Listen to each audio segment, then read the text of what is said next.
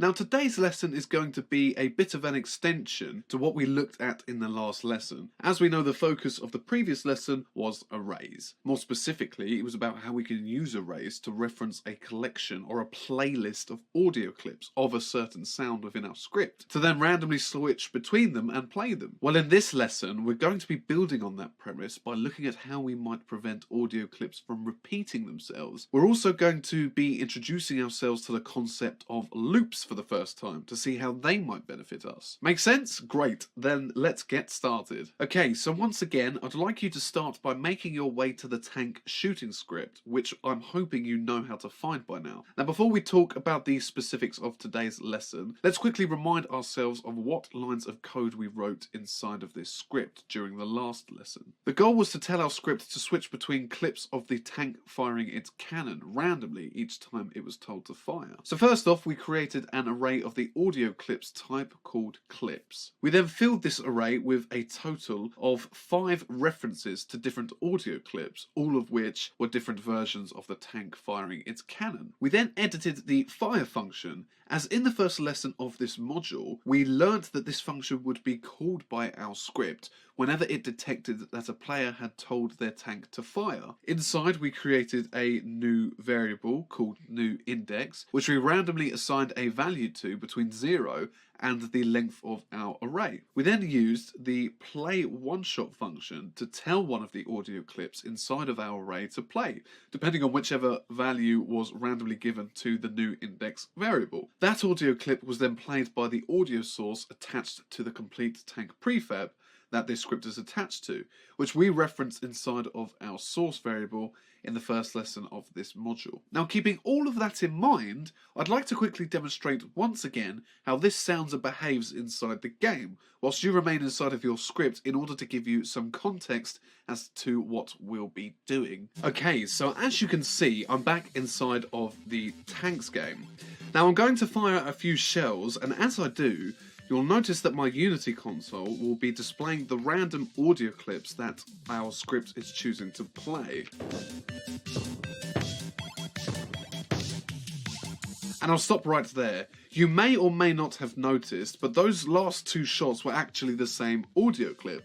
Now, sometimes when randomly playing a collection of sounds like this, you might wish to prevent your script from repeating the same sound immediately after it has already been played. Well, that's what we're going to be looking at in this lesson. Okay, so that sounds simple enough, but how might we actually go about doing that? Well, in order to tell our script not to repeat an audio clip, we're going to need to find a way to tell it to remember which audio clip it last played. If it then randomly selects the same audio clip, we'll be able to tell our script to compare the new clip it selected with the last and see if they match, and if they are in fact the same clip, tell it to randomly pick another clip. Okay, so that's the plan. Let's start with that first part about remembering which clip it last played. Now, sometimes when creating games, developers might have a variable that needs to be continuously checked and updated regularly as the game is played. These checks might need to be run as often as every second or two, or even as frequently as every frame. So, for example, games such as platformers that involve jumping often will have a dedicated Boolean variable that represents the player's grounded state. If at any moment the player is on the ground, the variable would be set to true, and if they're in the air, then the variable would be set to false. Sometimes developers may need to find out what the value of that variable was during the previous frame that ran, or at least before it was last checked and possibly changed. For example, let's say that we've been tasked with implementing sound for this 2D platformer. Specifically, we need to add the sound of the player's character grunting as they land on the ground after jumping. Well, in order to tell the sound to play, we need to know at what moments during runtime does the player go from being in the air to landing on the ground. In other words, we need to tell our script to check during every frame if the player is both on the ground now and was in the air during the last check. How might we do that? Well, let's say that this is the script and update function that is checking for the player's grounded state. Grounded is a Boolean variable that the developers have created to hold the state of the player's grounded condition. And on the first line of the update function, the developers have written code to find out the player's condition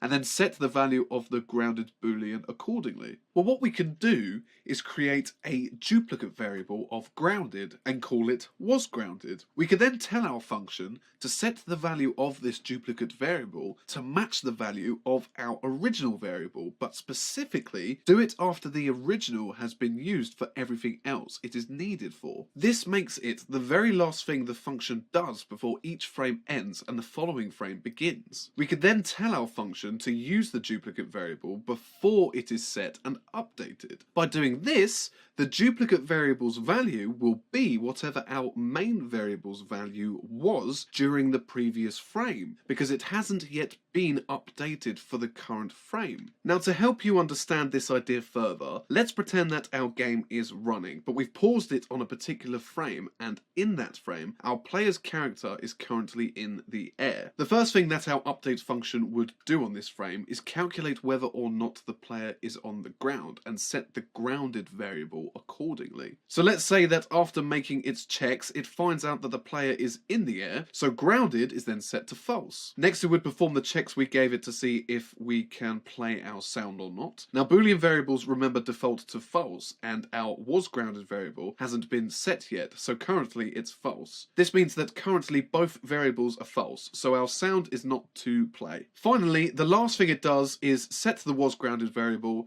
to the value of the grounded variable. Of course, they're both already false, so wasGrounded doesn't change. And with that, our update function has finished its instructions for the current frame. So shortly after, a new frame begins, but this time, the player has now landed on the ground. Well, once again, the update function is run, and the first thing it does is find a value for grounded. This time, because the player is on the ground, it is set to true. Next, our update function processes our checks. Now at this point, the grounded variable has been made true, and the wasGrounded variable is still false because it hasn't yet been updated. So this time our sound is allowed to play, and the player hears a grunt sound. Finally, the last thing the update function does is update the value of wasGrounded, meaning it is now set to true.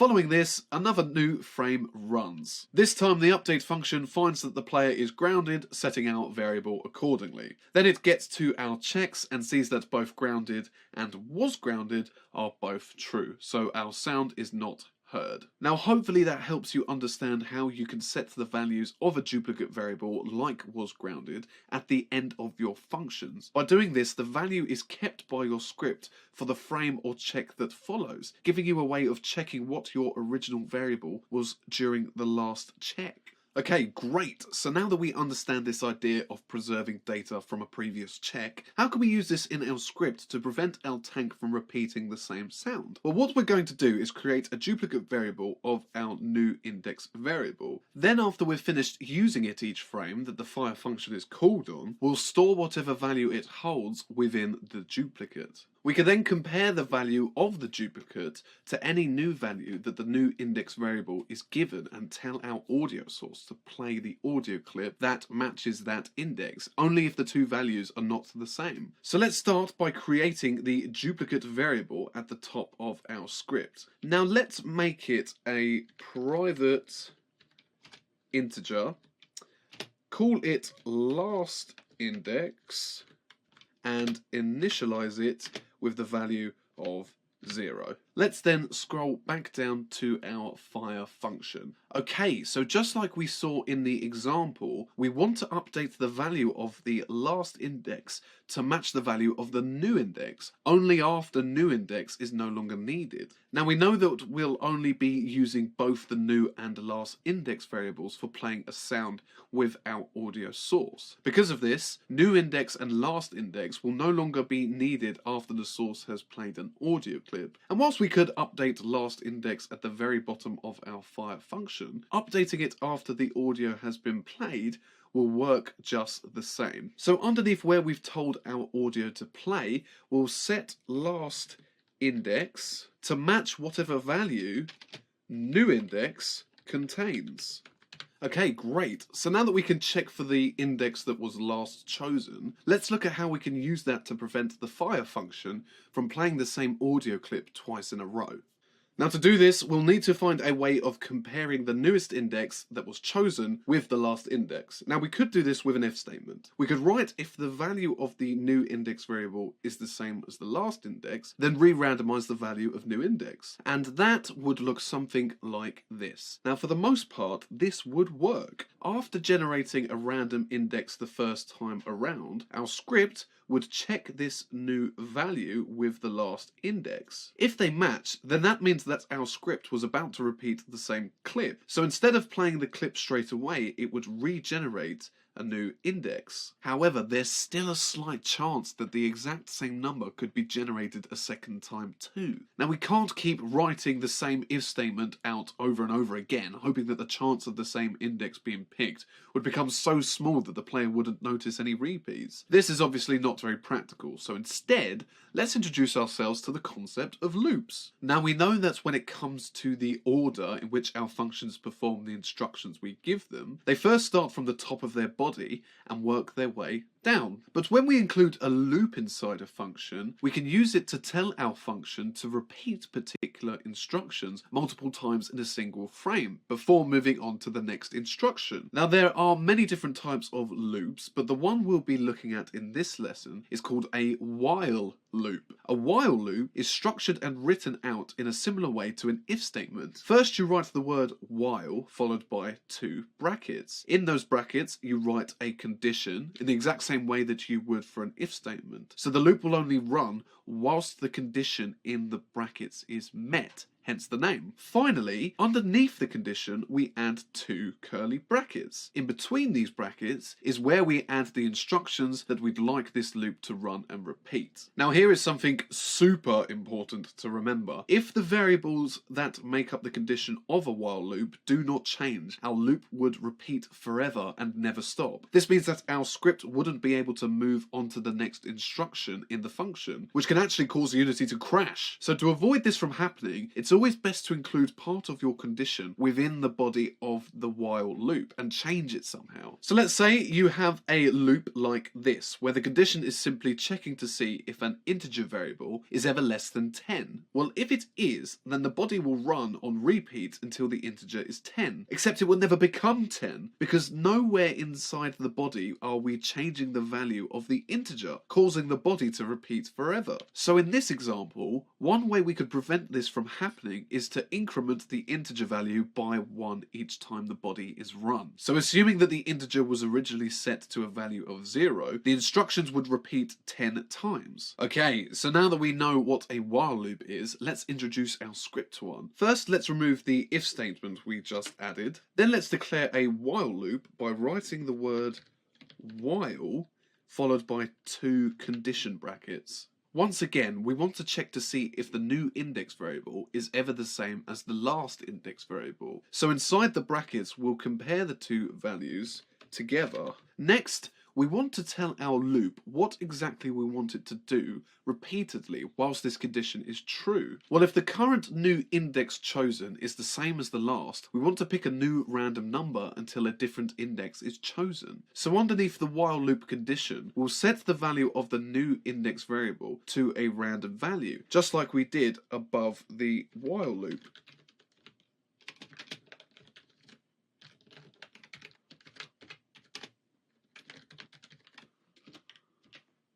There we go, so your script should now look something like this. Now here's a quick tip. Just like with an if statement, if there is only one instruction for the loop to perform, you can write the body of a loop directly underneath the condition and indent it like this, without any curly brackets. Okay, so now that we've added our loop, let's quickly recap how the fire function now selects and plays a random audio clip for our tank as it shoots. The first time the fire function is called, an integer variable called newIndex is created and given a random number between 0 0 and the size of our array, which is 5. The function then checks to see if this chosen number is the same as the value of the last index variable, which is 0. Now let's pretend the new index was given the value of 2. Because this isn't the same as 0, the loop is not run. Following this, the audio source under our source variable is told to play an audio clip from our array that has the index of 2. Finally, last index is set to equal the value of new index, which also makes it 2. Then a few frames later, the player fires another shell, triggering the fire function once more. A new variable called new index is once again declared and initialized with a random number. Let's say this time the random number chosen was 2. Our while loop then checks the values of both the index variables. Well, this time it discovers that they are both the same value, making the condition true. This causes our function to run the line of code written inside the loop, which randomly selects a new number for the new index variable. Now, if the random number chosen is anything other than 2, the condition of the loop would be broken, as the new and last index would no longer be the same. However, if 2 is chosen again, the condition is unchanged. Because the new and last index variables are still the same value of 2, the loop, loops. So it runs the code inside its body again and again and again until eventually a new number other than 2 is chosen. Once that happens, the condition is no longer true, causing the fire function to move on to the rest of the instructions within it. Once again, it selects a new clip and sets last index to match new index in value. And that's it. We now have a function that not only randomly plays a new audio clip from our array, but also prevents the same audio clip from playing twice in a row. The only thing left to do now is save the script and test it. But before I do that, I'm going to quickly move the debug.log function right before the fire function tells an audio clip to play. Using it, I'm going to display the value of the new index variable, so that I can see whether or not our while loop works and see if each value is different after each time I fire a shell in the game. And with that, I can save that script, and if you've also chosen to add this to your script also, then you can too. Once your script is saved, jump back into your game and see what you've got. Okay, so as you can see, I've started my game up and I'm ready to go. Now let's take a look at the index values chosen each time I fire a shell.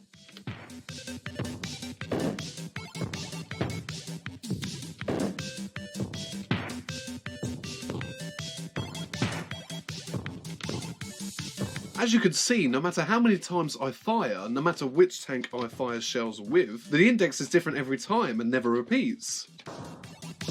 Amazing! So now that we've now seen that our while loop is working perfectly, let's see what happens if it were to fail. Okay, so earlier I mentioned that if you create a while loop with a condition with properties that never change, Unity can freeze and even crash your game. Well, to help you identify this problem, if you ever come across it in your future projects, I want to quickly show you what that would look like. So what I'm going to do is change the body of my while loop. Instead of setting a new value for the new index variable, I'm simply going to write debug.log and feed it a random message. Now don't do this yourself. I simply want to show you what happens to my game, because neither of the values mentioned in the condition of my loop are being changed by it. The condition, if met, will forever remain true, and therefore my script won't be able to move past this point. So now I'm going to save my script and jump into my game and see what happens. Okay, here we are in my game. Now if I fire the first shell, the game continues as normal. This is because whilst the new index was set to whatever value was chosen, so 1, the last index started at 0. Because they were different values, the condition was not met and the loop did not begin. So let's see what happens if I keep firing until they are the same.